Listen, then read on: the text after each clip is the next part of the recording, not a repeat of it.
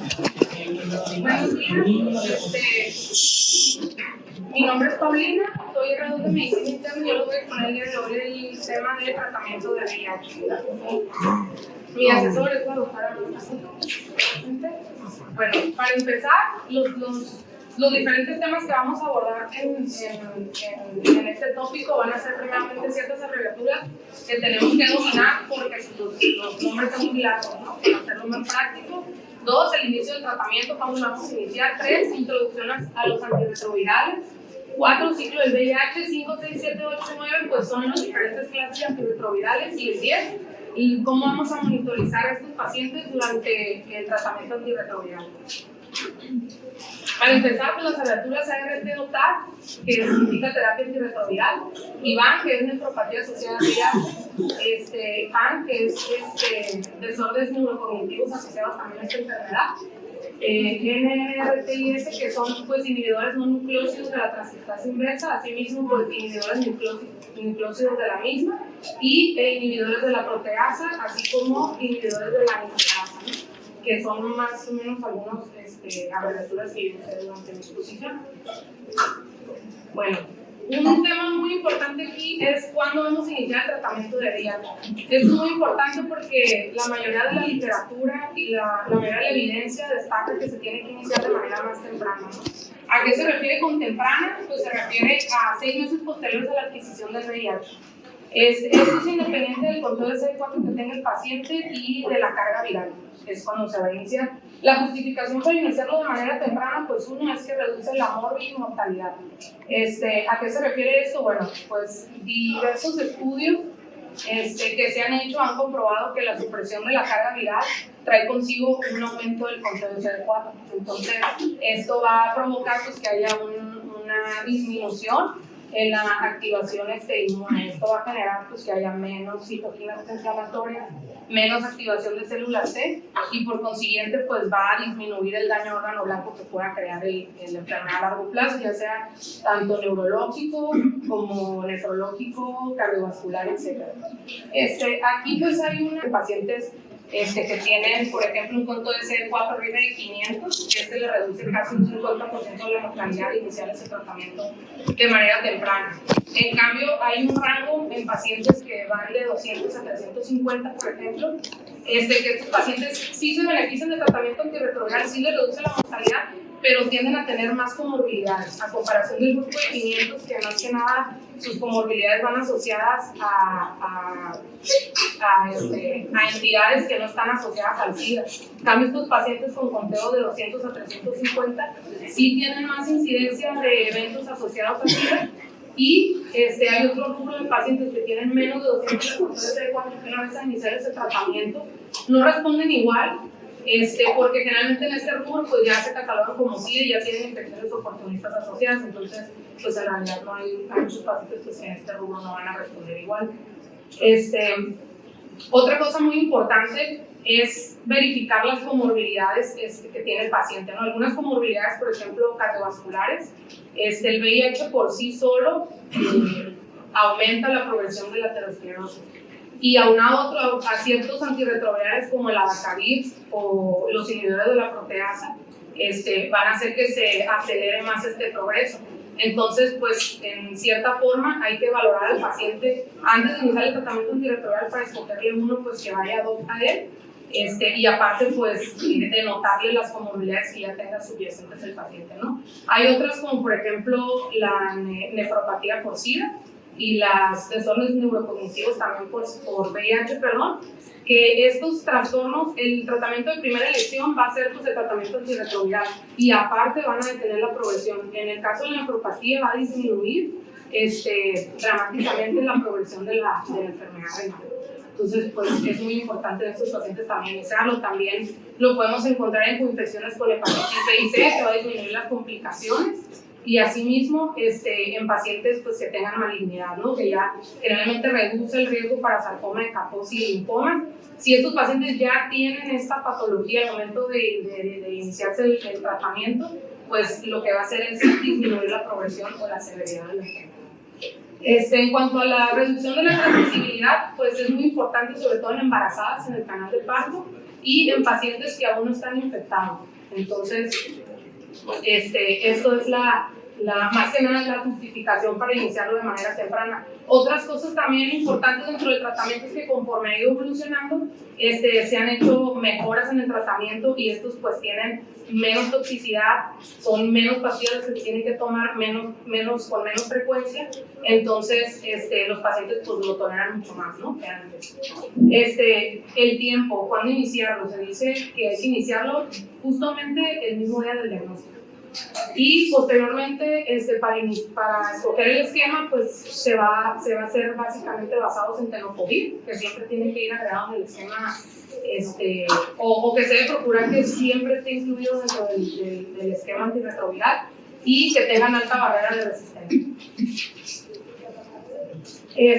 Algunas de las combinaciones que se pueden hacer mencionan que lo más común es que se agreguen 2 análogos nucleósidos, que en este caso serían emtricitabina y tenofovir, es en su variante de alapenamida o de proxilfumarato, más, en primer lugar, se dejan los inhibidores de la integrasa, que en este caso serían el dictegravir y el dolutegravir. Ese es el primero que se escoge como tercer agente, ¿no?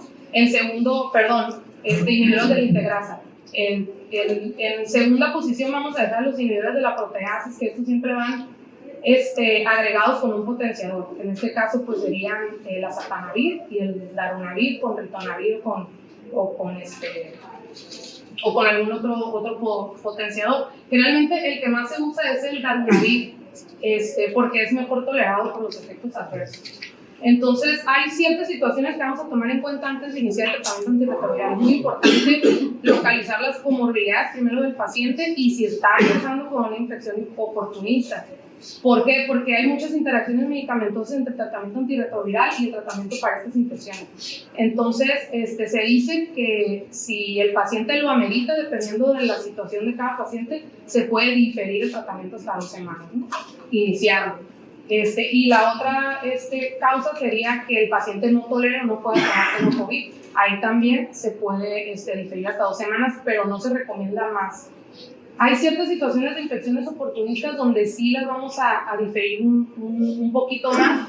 Se dice, por ejemplo, que hasta que se acabe el tratamiento que está tomando para la infección subyacente en ese momento. Hay ciertos casos como la meningitis criptocócica, la meningitis tuberculosa o la meningitis por cocci, que ahí sí como los efectos adversos con las interacciones medicamentosas puedan ser peor que el beneficio que va a recibir el tratamiento antirretroviral. Entonces aquí sí se difiere mucho más el inicio del tratamiento, pero ya es individualizado para cada paciente. Hay ciertas situaciones donde el paciente puede estar cursando, por ejemplo, con leucoencefalopatía multifocal progresiva o puede estar cursando con criptosporidiosis y ahí sí se va a iniciar el tratamiento de manera temprana, ahí sí no se va a diferir, pero eso es individualizado para cada paciente. La próxima clase mi compañero pues les va a hablar un poco más de eso. Hay ciertos pacientes que se les llama controladores de VIH. Estos pacientes tienen una carga viral no detectable y no están bajo tratamiento, pero en realidad pues a ellos se les pide que ellos tomen la decisión si quieren o no quieren tomar el tratamiento antirretroviral. Lo que se aconseja es que sí, porque pues una carga viral indetectable pues sería casi como de 20 a 50 copias, pero en realidad sí pueden tener, pues entonces existe el riesgo de la progresión de la enfermedad, pero es decisión ya del paciente si tolera el riesgo-beneficio de los efectos adversos. Y otra cosa muy importante a tomar en cuenta cuando iniciamos el tratamiento antirretroviral es el síndrome de reconstitución inmune inflamatoria. Generalmente pues es un conjunto de desórdenes inflamatorios que se van a presentar justo al inicio del tratamiento antirretroviral o meses después. Se puede presentar en la primera semana hasta meses después. El diagnóstico se hace, por ejemplo, si el paciente ya estaba cursando con una enfermedad y la recuperación de la función inmune lo que hace es nada más empeorar el cuadro que ya tenía, ¿no? Que se le llama paradójico. Entonces, hay otras situaciones donde la situación es un poco más enmascarada, el paciente no sabe que tiene una infección, pero al momento de iniciar el tratamiento antirretroviral, pues sabe, ¿no? Entonces, pues es cuando se hace el diagnóstico, pero siempre en el contexto de una mejora en cuanto a la función inmune. Y pues es muy importante detectar este síndrome porque generalmente los pacientes pues, requieren tratamiento oportuno, ¿no? En el momento dirigido, algunos que pueden requerir glucocorticoides, entonces pues hay que identificar. Aquí en la introducción a los antirretrovirales, vamos a tener que los antirretrovirales se van a categorizar casi en 25 fármacos. O sea, hay muchísimos antirretrovirales, no todos son recomendados, no todos son usados de primera vez. Estos se van a subclasificar en 6 clases de fármacos que son los más importantes. Y como ya lo mencioné anteriormente, lo que recomiendan es 2 análogos nucleósidos que generalmente es tenofovir en sus 2 variantes, alafenamida o fumarato, más una diferente clase que generalmente en primer lugar se da prioridad a un inhibidor de integrasa, posteriormente a la proteasa y al final los inhibidores no nucleósidos, que pues son fármacos que tienen mucho más efectos adversos e interacciones medicamentosas. Por eso no se recomiendan tanto. Algo con lo que quiero iniciar y que quiero que quede muy claro es el ciclo del VIH, porque es la forma como vamos a entender los diferentes mecanismos de acción de los fármacos. Entonces, el ciclo de VIH tiene de 6 a 7 etapas. Yo lo voy a tomar como 6. Dentro de la primera etapa, que es la entrada, ahí se va a dar el enlace y la fusión. Posteriormente, en la segunda etapa, la transcripción inversa. En la tercera, la integración. En la cuarta, la multiplicación o replicación. En la quinta, ensamblaje. Y en la sexta va a ser la quemación. Lo vamos a abordar por partes, ¿no? Cada uno de los pasos del ciclo. Dentro de la vía de entrada pues se encuentra el enlace y la fusión, que es el primer paso. Aquí tenemos que al momento de la entrada del VIH, en contacto con el linfocito CD4, tiene pues obviamente los receptores CD4 y puede tener 2 vías de acceso, ¿no? Tanto quimiosinas como receptor CXCR4 o entrada por CCR5. Generalmente dependiendo por donde entre el virus o la vía de los correceptores que usen, es como se le va a llamar. A estos, los que usan CCR5 se llaman virus R5 y a los que usan CXCR4 se les llama virus X4. Entonces, posteriormente, pues el material genético del virus va a entrar a la célula hospedera junto con las proteínas y enzimas necesarias para replicarse, ¿no?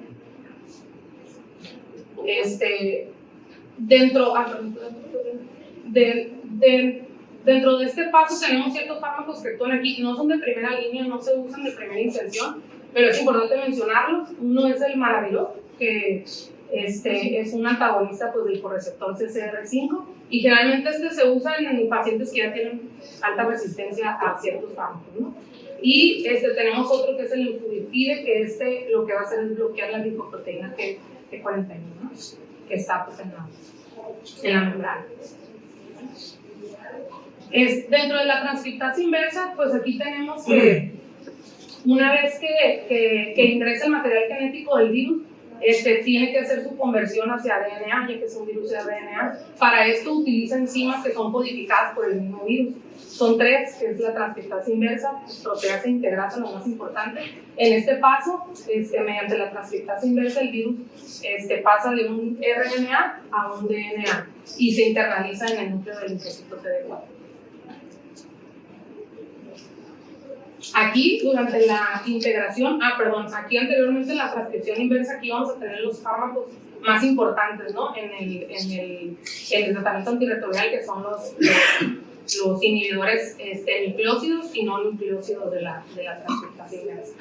Ya en la siguiente fase, en la integración, pues aquí tenemos que a través de la enzima integrasa, que es otra enzima codificada por el virus, vamos a tener que el material genético del virus se va a unir al material genético del hospedero, ¿no? Entonces, dentro de este rubro o en este paso actúan los fármacos o los inhibidores de la integrasa. Dentro de la multiplicación, pues tenemos que el virus, al unirse, forma cadenas largas de de poliproteínas, ¿no? Entonces, generalmente estas cadenas no son infectantes y no están maduras, entonces, pues, el virus no va a ser infectante en ese paso, pero sí va a crear proteínas y enzimas necesarias para su replicación más adelante. Aquí no hay un fármaco que actúe a este nivel. Posteriormente, en el ensamblaje, pues aquí ya va a haber una liberación de proteínas del VIH hacia la membrana externa, ¿no? Ya preparándose para su salida, pero en realidad pues todavía no están maduras para salir porque todavía no son infectantes. En este paso no hay tampoco un fármaco que actúa. Y ya durante la quemación, pues el linfocito CD4 a través de la proteasa pues rompe o hace escisión de las cadenas largas de poliproteínas, que estas pues ya van a ser maduras, ya van a ser infectantes y pues son las que van a salir al exterior, ¿no? A seguir infectando. Pues cabe destacar que una vez que el DNA del virus se une al DNA de la célula hospedera ya va a estar infectada para siempre, eso ya es irreversible. Aquí, en este momento, actúan los inhibidores de la proteasa. El primer grupo de fármacos que voy a abordar va a ser los inhibidores de los nucleósidos. Aquí, pues, es importante que lean un poquito las siglas porque es generalmente como se refieren a ellos, ¿no? Aquí los más importantes tenemos, pues, el tenofovir, que estos son análogos de la adenosina, que tiene sus variantes, alafenamida y disoproxil fumarato. Más adelante vamos a ver las diferencias. Tenemos la lamivudina y la ericitabina, que son análogos de la citofina, y el abacavir, que es de los más, que estos que menciono son de los más importantes, que es análogo de la guanosina, y la acidumbrina. El mecanismo de acción de estos fármacos, pues a través de la fosforilación intracelular, ellos entran a la célula y se unen competitivamente a la transcriptasa inversa. Entonces actúan a través de ese mecanismo y lo que hacen, la acción que hacen, lo hacen a través de su forma activa, ¿no? Que es el trifosfato. Generalmente las combinaciones que se hacen con estos nucleósidos pues van a ser tenofovir con entricitabino, que también puede haber abacavir con la lamivudina, pero generalmente pues el más común es el que mencioné anteriormente.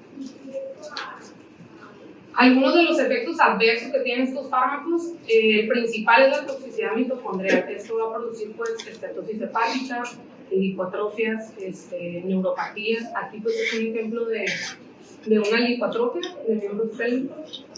No sé muy bien, pero es como un poco más reducido la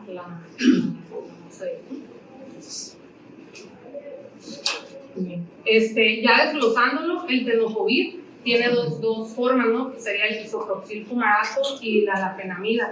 El tenofovir es una prodroga, se activa una vez que está a nivel intracelular y su forma activa pues, es un difosfato. Las presentaciones que hay son tenofovir disoproxil fumarato, que es 300 miligramos, y que es la entricitabina 200 miligramos, más un agente de otra clase que ya les mencioné. Esto es muy importante porque el principal efecto adverso de estos fármacos va a ser a nivel renal, ¿no? Puede causar tanto aumento de la creatinina como proteinuria, glucosuria, hipofosfatemia y necrosis tubular aguda. Los patrones de daño renal que podemos encontrar pues, es síndrome de Fanconi, enfermedad renal aguda, enfermedad renal crónica y diabetes insípida nefrogénica. Es muy importante, estos fármacos generalmente se evitan en una tasa de filtrado glomerular menos 60, este fármaco en particular, ese tipo de tenofovir. Pero si es muy necesario usarlo, se puede hacer un ajuste renal con una tasa de filtrado menor a 50. Es muy importante que durante el transcurso del tratamiento se monitorice la función renal y la proteinuria, y asimismo pues también reduce la densidad mineral ósea, pero se dice que es recuperable posterior al retiro del fármaco. El tenofovir en su versión de alafenamida, pues tiene una menor concentración plasmática, pero alcanza mayor concentración intracelular. Tiene más interacciones medicamentosas que el tenofovir disoproxil fumarato. El disoproxil fumarato generalmente interactúa con la rifampicina, pero este fármaco, la alafenamida, interactúa también con rifampicina y aparte con ciertos anticominciales, ¿no? Entonces es importante preguntar al paciente qué fármacos son los que está tomando o qué enfermedad es la que padece, ¿no? Hay diferentes combinaciones que podemos encontrar. Este sería el Tegravir, que es un inhibidor de la integrasa, más un potenciador, que generalmente son los inhibidores de la proteasa los que van acompañados de un potenciador, pero aquí este fármaco, el Tegravir, es el único de los integrasas que va siempre acompañado de un potenciador, en su versión con tricitabina o en su versión de tenofovir a la fenamida. También se puede dar rilvarina con estos dos fármacos, o los dos fármacos son los que sería tenofovir más tricitabina, o que es un inhibidor de la integrasa, Tegravir, ¿no? Que generalmente el que se usa de la integrasa es el dolutegravir. Es, a comparación del tenofovir fumarato, es muy seguro usarlo en una tasa de filtrado glomerular mayor a 30, ¿no? La otra pues ya está contraindicada en menos de 60, y hay presentaciones de 10 hasta 25 miligramos. ¿Cuándo se usa 10? Cuando vayamos a usar un potenciador, como el ritonavir. Y si no lo vamos a usar, pues 25 miligramos. Generalmente también porque esto potencia el daño renal, ¿no? Y esto pues, también aumenta la disponibilidad del fármaco y que tenga menos. Causa menos daño renal y también menos afección ósea, pero aumenta los niveles de Otro muy importante es el abacavir. Este es muy importante porque antes de indicar este medicamento, es importante hacer un escrutinio que el paciente posee esta variante de HLA 5701. ¿Por qué está contraindicado este fármaco en este tipo de pacientes, en estas situaciones? Porque el tenerlo les conlleva mucha mayor hipersensibilidad, ¿no?, al fármaco, entonces pueden hacer reacciones severas. Entonces siempre se hace un escrutinio primero antes de darlo. Generalmente las dosis es de 300 miligramos cada 12 horas o 600 miligramos cada 24. Ahí existen combinaciones con la amibudina, que sí que también se pueden usar de primera línea en sustitución de tenofovir con tricitabina. Y aquí hay ciertos estudios que han demostrado que combinar el abacavir con dolutegravir, en comparación pues, con tenofovir, la amibudina, ya sea con efavirenz, que es un no nucleócido, o el atazanavir, que es un inhibidor de la proteasa, pues va a disminuir o va a tener mayor supresión viral y va a aumentar más el conteo de CD4, ¿no?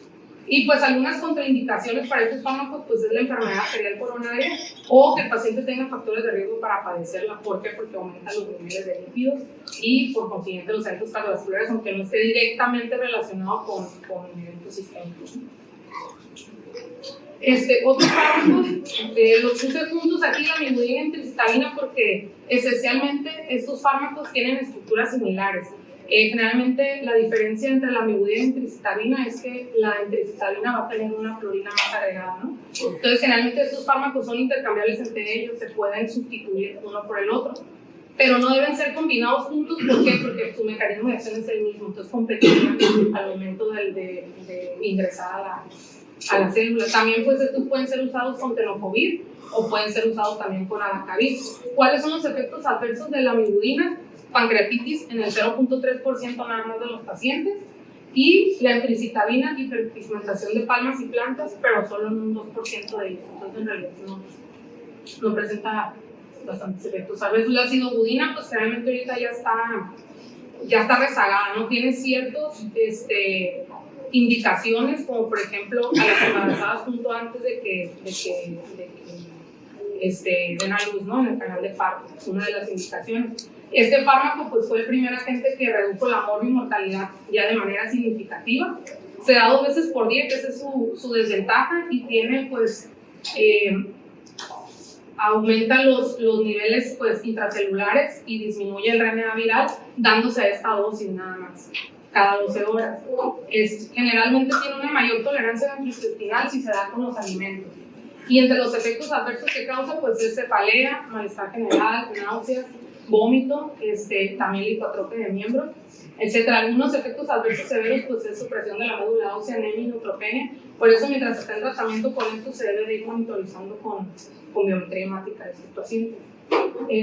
Se prefiere abacavir, la amibudina o tenofovir sobre acidobudina, la amibudina, ¿no? Ya como lo mencioné. Y las situaciones especiales donde se va a preferir acidobudina sobre estos fármacos va a ser si se hace un test de resistencia y ven que hay mutaciones, por ejemplo, el K65R, o como mencioné en embarazo al momento del parto. Son las únicas indicaciones donde se preferiría sidobudina como tratamiento de primera elección. Otro de los fármacos importantes pues son los inhibidores no nucleósidos. Generalmente estos se dan de tercera línea o se dejan en tercera opción para agregarlos con los dos análogos nucleósidos. ¿Por qué? Porque tienen muchas interacciones medicamentosas, porque tienen efectos adversos severos, entonces pues ya se prefiere mejor una integrasa o un proteasa. Dentro de estos fármacos pues, se dividen en primera y segunda generación. Los de primera generación van a ser efavirenz y nevirapina, pero los más usados son efavirenz y ripivirina, sobre todo cuando se va a iniciar el tratamiento de primera vez en pacientes naivos. Ya si el paciente tiene resistencia, se prefiere etravirina, porque generalmente estos fármacos tienen altas resistencias, o sea, con una sola mutación que tengan ya crean resistencia, pues entonces en realidad por eso también ya están un poco en desuso. Respecto al efavirenz, pues su dosis pues, es de 600 miligramos por día. Generalmente se tiene que tomar en ayuno, porque aquí, a diferencia de los otros fármacos, porque el tener comidas copiosas o altas en carbohidratos o grasas promueve más la absorción, entonces mientras más se absorba, pues más va a estar en concentración plasmática y más efectos adversos va a causar en el paciente. Las probables combinaciones que se pueden hacer son efavirenz con emtricitabina y tenofovir, o efavirenz con lamivudina y tenofovir, ¿no? Que son las presentaciones que hay. Tiene muchísimas interacciones con fármacos, sobre todo porque es un potente inductor del citocromo P450, ¿no? En comparación de los otros fármacos, entonces va a interactuar tanto con los antituberculosos, claritromicina, atorvastatina, anticomiciales, etc. Esto es muy usado en pacientes naivos, pero ahorita ya se prefiere mucho más sobre estos, pues los inhibidores de la integrasa, ¿no? Algunos efectos adversos van a ser la prolongación del QT, elevación de las transaminasas que puede conllevar hepatitis fulminante y toxicidad a nivel del sistema nervioso central. ¿Cuándo van a estar contraindicados? Pues en Child B o C, van a estar contraindicados en enfermedades psiquiátricas, ya que su uso a largo plazo pues, puede causar depresión, también ideas suicidas, aunque se dice que el suicidio se vio más en un grupo de pacientes que tenían cierto genotipo que hacía que aumentara más las concentraciones plasmáticas de este fármaco. Entonces, en realidad, no es un efecto que le da a todos los pacientes, ¿no? Y va muy relacionado con las concentraciones que tenga en la persona. Entonces, está contraindicado también en riesgo de pacientes que tengan dorsal. Otro fármaco importante de esta familia pues, es la ripivirina. Aquí se dice que este fármaco se usa de primera línea en pacientes naivos que tengan dentro de sus resultados de laboratorio de carga viral menos de 100.000 copias y con CD4 mayor a 200. Existen pues, tabletas individuales de 25 miligramos y con comidas tienen mucho mejor absorción a comparación del efavirenz que se recomienda en ayuno. Pues las propias combinaciones que hay son de 3 tabletas cada 24 horas. Estas 3 tabletas están compuestas por ripivirina, por emtricitabina, tenofovir, ya sea fumarato o alafenamida, o ripivirina con un inhibidor de la integrasa que sería el dolutegravir, ¿no? Se dice que las dosis altas que van desde los 75 a los 300 miligramos por día van asociadas también a la prolongación del QT. No se deben de usar con inhibidores de la bomba de protones o antiácidos, ¿no? Esto sí está contraindicado porque el fármaco requiere de ácido gástrico para su absorción. Algunas interacciones que tiene, al igual que su análogo efavirenz, pues es con antituberculosos y con anticomiciales principalmente. Algunas interacciones medicamentosas que también tiene, pero que aumentan las concentraciones plasmáticas de estos fármacos, sería de los azoles y de los macrólidos. Y pues entre los efectos adversos también van los psiquiátricos, los neurológicos, y se dice que en 1% puede causar rash y llegar hasta situaciones severas como Stevens-Johnson o el y todo eso tiene que monitorizar. Otra familia de antirretrovirales pues serían los inhibidores de la integrasa. Dentro de estos pues tenemos al dolutegravir, que es el más importante, el vitegravir, que siempre va a ir acompañado de un potenciador, y el raltegravir. El dolutegravir pues generalmente se usa en pacientes tanto naive, a comparación de los otros tratamientos, tanto en pacientes que ya tengan una exposición a un tratamiento, ¿no? Este fármaco va a tener menor resistencia. La dosis es de 50 miligramos cada 24 horas, ya sea con o sin alimentos. Las presentaciones pueden ir acompañados tanto de tenofovir en pricitabina, que son 2 análogos nucleósidos, o también adacavir más la amiludina, que son también inhibidores nucleósidos. Y también se puede combinar con ribapirina, que pues generalmente se utiliza en pacientes que están virológicamente suprimidos y que ya van a hacer un switch a otro tratamiento, ¿no? Pero no se utiliza de primera línea. Y pues las contraindicaciones son en ciertas mutaciones, por ejemplo U148, y que aparte tenga otras 2 o más mutaciones secundarias, ¿no?, al integrarse. Esto generalmente al momento de iniciar el tratamiento sí se inicia de primera vez, se inicia de manera temprana, pero se le tiene que hacer un test de resistencia al paciente, ¿no?, para saber qué tipo de mutaciones tiene o si no tiene respuesta al tratamiento, ¿no? Y pues lo que va a hacer también como efecto adverso va a bloquear la secreción tubular de creatinina, pero no va a reducir la función glomerular, ¿no? Entonces se va a ver un impacto muy leve a nivel de la función renal. Es por eso que el dolutegravir pues, se prefiere sobre otros inhibidores de la integrasa, porque tiene menos efectos adversos, tiene menos interacciones medicamentosas. Entonces, pues es el que sigue. Los inhibidores de la proteasa pues son bastante, como ya lo comenté, estos siempre van acompañados de un potenciador, generalmente es ritonavir. Hay que tener mucho cuidado porque si se va a dar por ejemplo, un inhibidor de la proteasa con 2 análogos nucleósidos como el tenofovir o el pricitabina que causan daño renal, estos también lo causan, ¿no?, sobre todo el ritonavir. Entonces, si el paciente ya tiene afección renal previa y le vamos a dar este esquema, pues probablemente vaya a empeorar. Los más importantes son azatanavir, darunavir, que siempre va acompañado del potenciador cobicistat, y lopinavir y ritonavir, pues que generalmente los que más se usan son estos, darunavir y azatanavir. El darunavir, pues se va a usar también en pacientes naïves, ¿no? Van a ser 600 miligramos más 100 miligramos de ritonavir o 150 miligramos de cobicistat, que es otro potenciador. ¿Por qué usan potenciadores estos fármacos? Porque generalmente el cobicistat y el ritonavir van a bloquear el citocromo P450 y el CYP3A, entonces van a hacer que haya mucha más disponibilidad del fármaco, ¿no? Entonces se va a aprovechar más, por eso siempre van acompañados de un potenciador.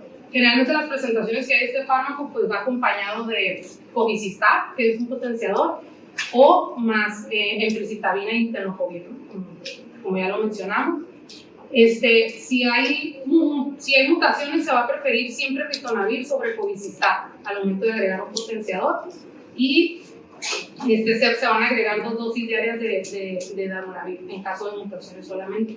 Tiene efectos adversos a nivel gastrointestinal, náusea, diarrea, también elevación de transaminasas, cefalea y rash. Y pues si el rash va acompañado de fiebre o síntomas severos, hipertransaminasemia, pues se va a suspender el tratamiento.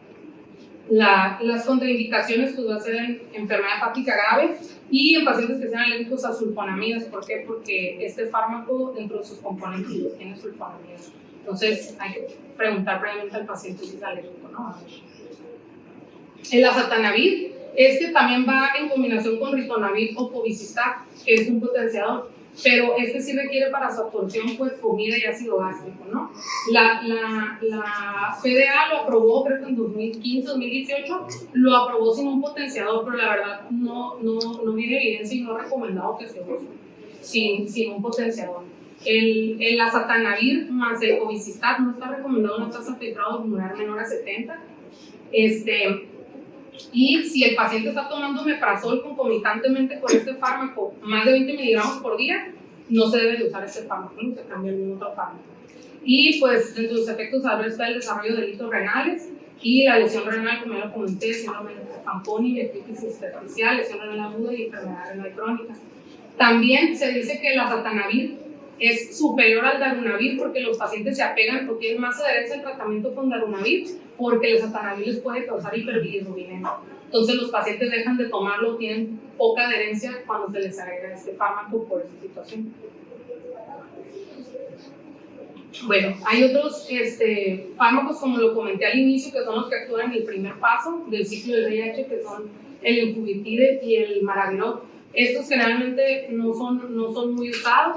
El Maraviroc pues es un antagonista del CCR5 y el Infubitide pues es un inhibidor de la fusión. Pero generalmente pues se usan en ciertas situaciones muy especiales, cuando hay una alta resistencia o cuando hay de veras una intolerancia a los demás fármacos de primera línea, pero en realidad no están en uso constante. Nada más los quería mencionar.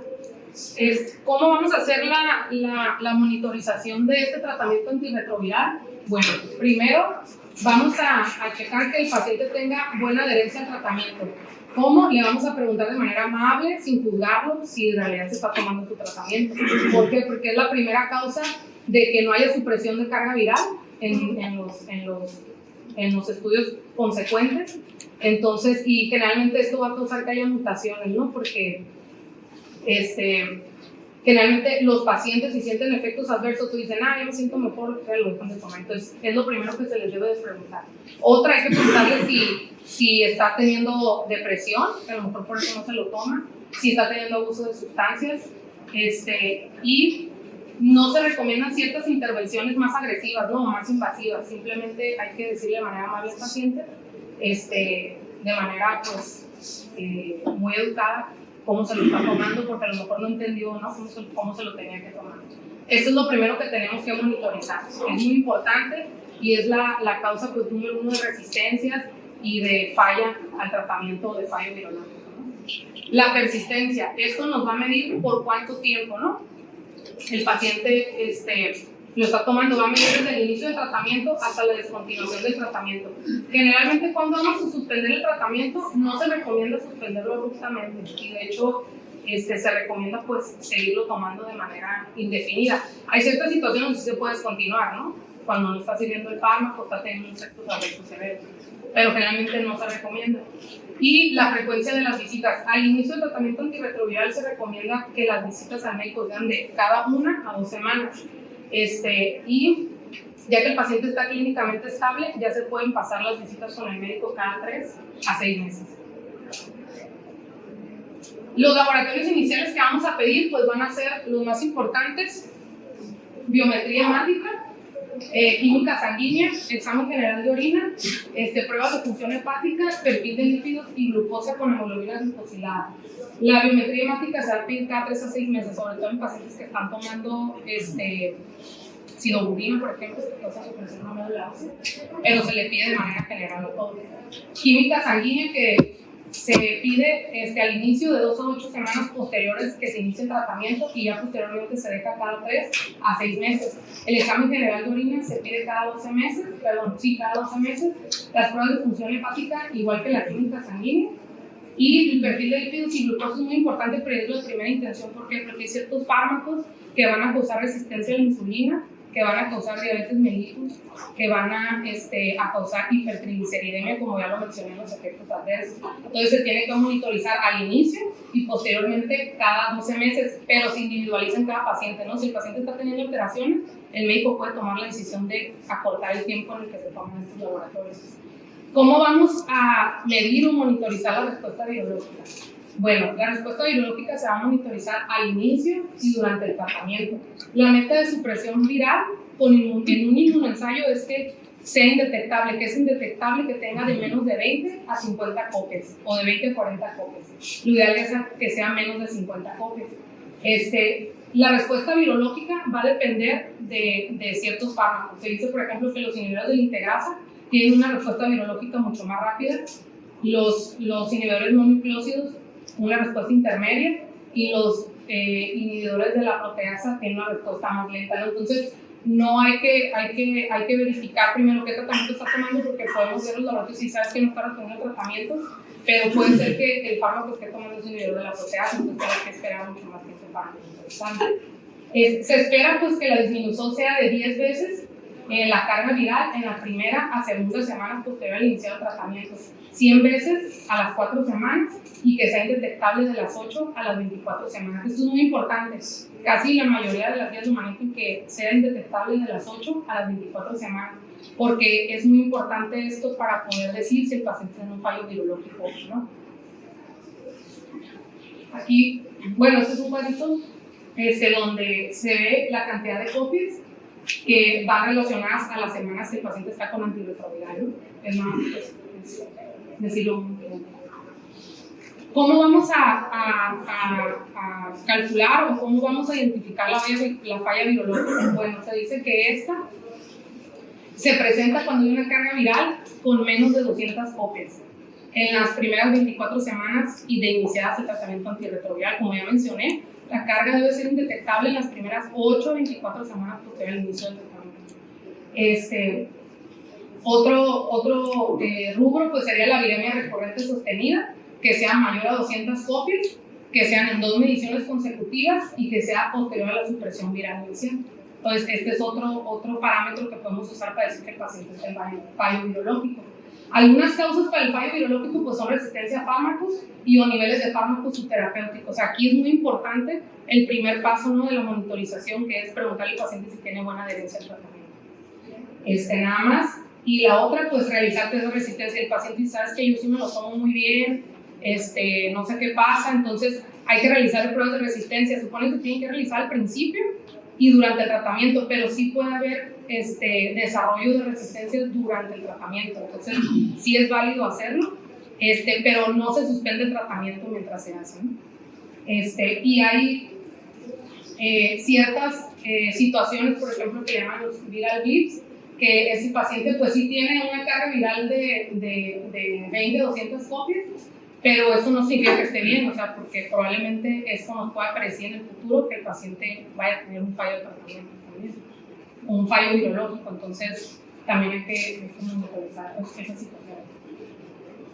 Otra cosa, ¿cuándo vamos a monitorizar el conteo de CD4?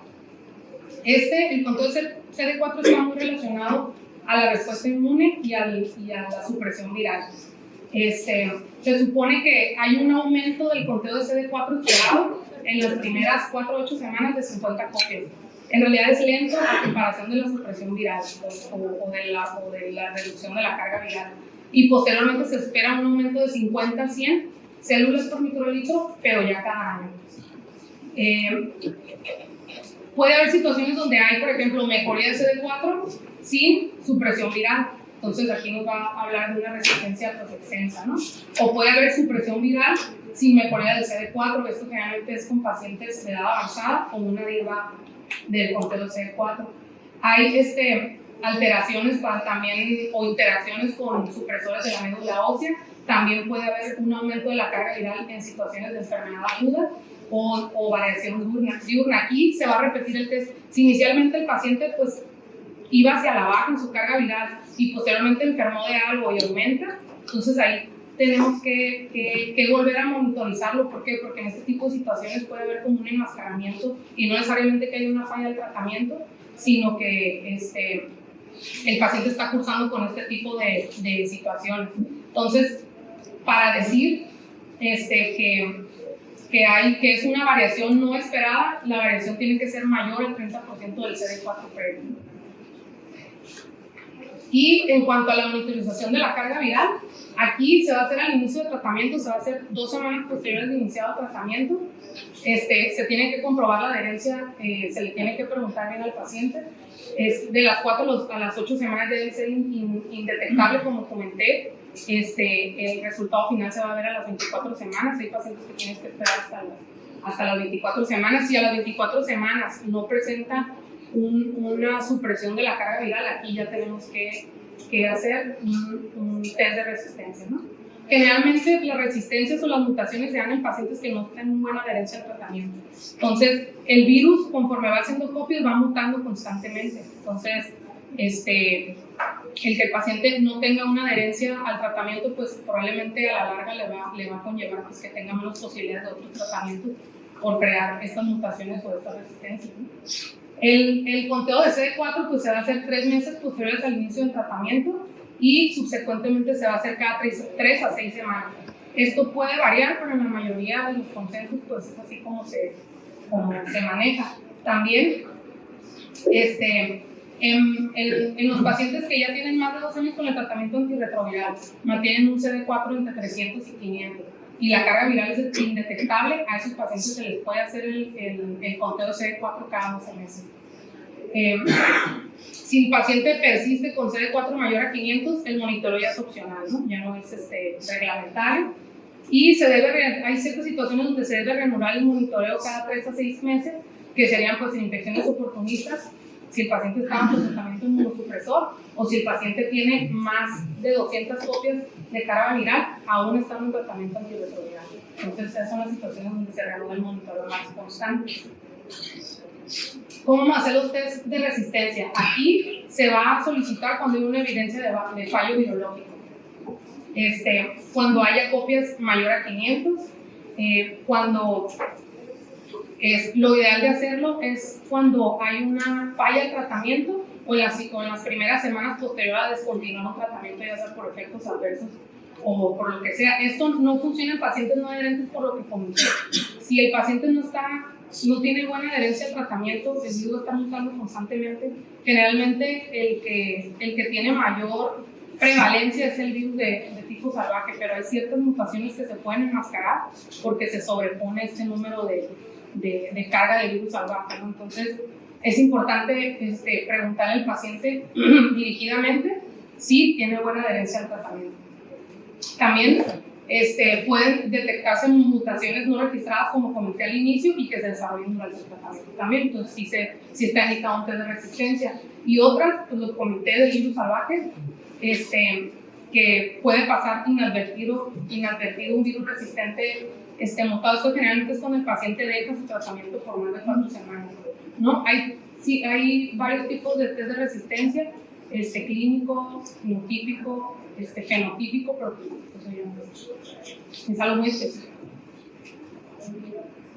¿Cuándo vamos a indicar el cambio de tratamiento? Hay ciertas situaciones como en el fallo virológico, como en toxicidad por medicamentos, en la intolerancia al medicamento también, y en inconveniencia o preferencia, o sea que el paciente diga, sabes que es que yo no puedo seguirme el tratamiento porque son muchas veces al día, o el número de pastillas no me equivoco, me enredo, o que el paciente no lo tolere porque se tenga que tomar en ayuda, ¿no? Entonces ese tipo de situaciones se hablan con el paciente y se individualiza cada uno y puede haber un cambio de tratamiento, ¿no? En este caso. Pero realmente la indicación mayor pues, es falla biológica, toxicidad e intolerancia cuando sean severos.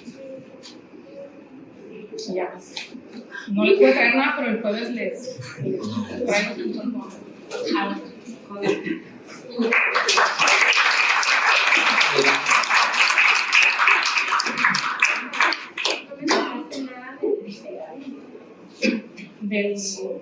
Es que es un nuevo medicamento sí. que estamos usando y de hecho está en las guías.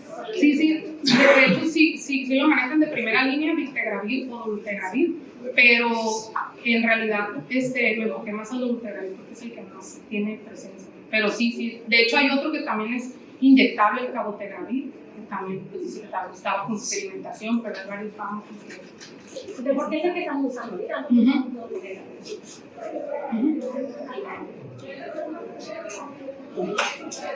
¿Alguna pregunta? Sí.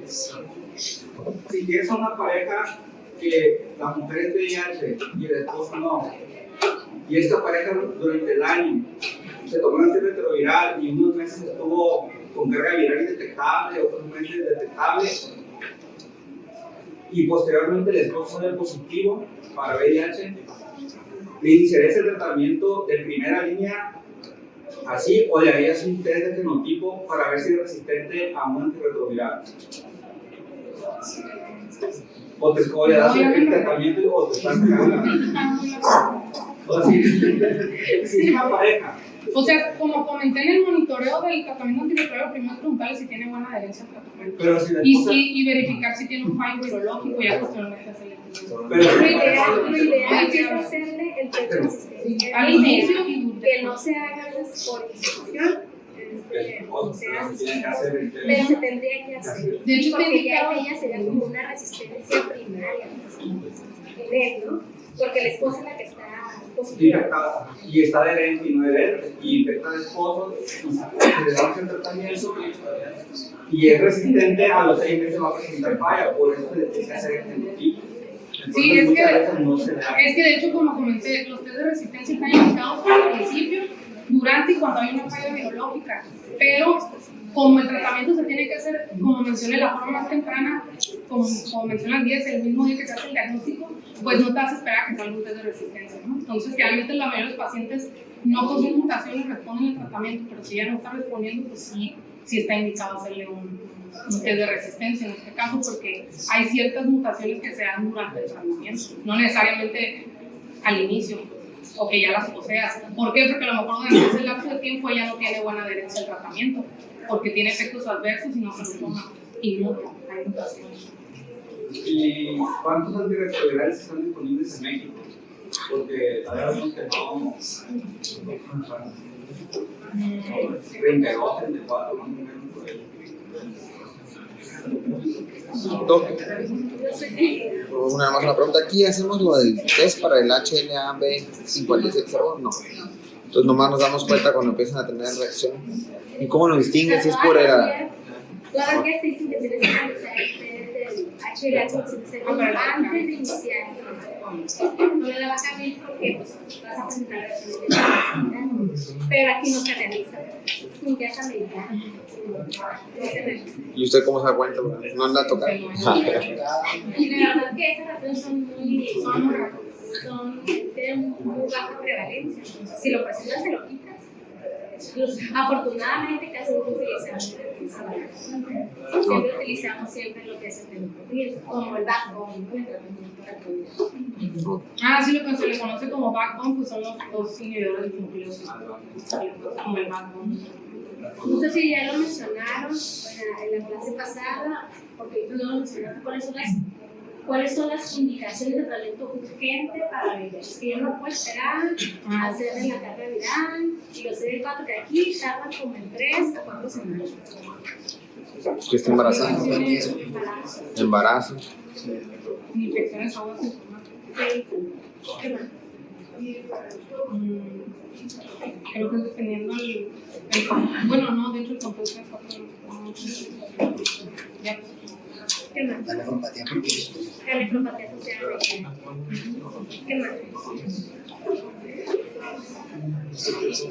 Es como 5 o 6. Pues sí, ya hay, por ejemplo, enfermedades definitorias. el producto también, el producto que va infectado también pueden hacer. Tiene que llevar un curso con ICMC. Sí, generalmente si hay nefropatía o desórdenes neurocognitivos asociados a VIH, sí, porque es el tratamiento de primera línea para estos dos sentidos. ¿Qué más? Y que es bien importante. Que se haya infectado con hepatitis B o con hepatitis C. Sí, hay ciertas comorbilidades como cardiovasculares por hepatitis B o malignidad que se deben iniciar de manera. Pues, como el tratamiento de base, ¿no? Como ya le llevan, ¿no? Es el backbone. ¿De qué se trata? Son 2 análogos nucleósidos más un tercer agente, ya lo mencionó la doctora. Ese tercer agente puede ser un inhibidor de integrasa, un inhibidor de proteasa o un no análogo, ¿sí? Ya se dice cuál es el que mejor se prefiere, ¿no? De los de integrasa. Las guías mencionan que más al Bictegravir y al Dolutegravir. ¿Qué tenemos disponible aquí en el hospital? Bictegravir, ¿no? Que viene conformulado todo en una sola tableta, ¿sí? Y que es el que va a tener mayor adherencia, ¿no? Es el de primera línea, ¿no? Y nosotros el Dolutegravir, el de los inhibidores de proteasa, el más rescatable es el de Arnalid, que no lo tenemos, pero no está disponible como tal. Tendremos que solicitar a miembros, ¿no? Y a tenemos otros que es el atazanavir, es el opinavir, son los únicos que contamos no disponibles. Y de los no análogos, pues tenemos lo que es el pandemia, ¿no? disponibles. Hay otros que también podemos solicitar a México, los que tenemos disponibles como tal, tenemos de los 3 grupos, ¿no? Afortunadamente, antes no teníamos ningún inhibidor de integrasa, ¿no? Hay una diapositiva que yo pensé que le ibas a mostrar, que te habla sobre la historia del tratamiento retrogrado, cómo ha ido evolucionando, ¿no? Hasta lograr llegar hasta los inhibidores de integrasa, que esto ya se conoce desde hace tiempo, lo que pasa es que ahorita ya llegaron a, bueno, ya estaban en México, pero no se habían integrado a nivel institucional, tal por el pero lo bueno es que ya lo tenemos, ¿sí? Y es lo que ya estamos tratando de utilizar ahorita. Entonces, el backbone siempre va a ser 2 análogos de glúcidos, y estos pueden ser la combinación de tenofovir más epinefrina o acalina-mirulina. ¿Qué voy a usar yo? Depende de las comorbilidades del paciente. ¿Sí? Si el paciente, por ejemplo, te debuta con una nefropatía asociada al VIH, pues no lo voy a iniciar tenofovir, es un proyecto barato, porque el tenofovir a la finamida, pues se supone que ya le quitaron esa efecto adverso, ¿no? De la rayana, unos que ya lo tenemos, ¿no? Pero antes, ¿no? Entonces iniciabas con lo que es la acalina-mirulina, ¿no? Pero si el paciente es cardiópata, no solamente no lo vas a iniciar con la acalina-mirulina, ¿no? Sino vas a iniciar con tenofovir, ¿no? Así que puede depender todas las comorbilidades del paciente. ¿Sí? Básicamente, ¿qué es lo que tú vas a usar? ¿No? Uno u otro. Hay que checar muy bien las interacciones farmacológicas. ¿Sí? Lo que tenemos aquí disponible, ¿no? Como ahorita es el TAR, algunos ya lo conocen, ¿no? Es el TAR, es el citabina y el integravir. Es un medicamento muy bueno, pero no se puede utilizar con los pacientes que están infectados con tuberculosis o el TAR. El TAR es el que interactúa con el que es el problema. Entonces, aquí es un problema que utilizamos en pacientes con TB, porque ya no hay, aquí ya no hay, ya vamos a sacar en privadas, ¿no? Ya no se está produciendo. Entonces, ¿qué vamos a utilizar? Ese es el problema, ¿no? No sé qué más quieren. No, sobre el tratamiento no farmacológico, deben de tener en cuenta que estos pacientes traen una carga emocional muy fuerte. La mayoría de ellos tienen trastornos que vienen desde la infancia. Entonces no se les olvide el tratamiento en todas circunstancias, en todo paciente, que el tratamiento es farmacológico, pero no se les olvide el tratamiento no farmacológico. Estos pacientes es importante que determinen qué tanta carga emocional, qué tanta depresión, qué tanta ansiedad traen para que les puedan brindar un tratamiento farmacológico adecuado. Bueno, la principal causa de que el tratamiento farmacológico falle es el abandono del tratamiento. Entonces, tengan cuidado con eso, hay que detectarlos a los pacientes que traen estos problemas, hay que enviarlos con el psiquiatra, con el psicólogo, ofrecerles ayuda y hacerles entender que el VIH ya no es mortal, que simplemente con que se tomen su pastilla no les va a pasar nada. ¿Sí? Y con eso ustedes van a tener un apego al tratamiento adecuado. La mayoría de las resistencias están dadas, o fallas están dadas por la falta de apego al tratamiento. Es lo que podría decirles. La doctora ya habló ampliamente de todos los tratamientos farmacológicos. Y el mundo de los pacientes del VIH es muy, a los que nos gusta la medicina interna, al paciente probablemente no, pero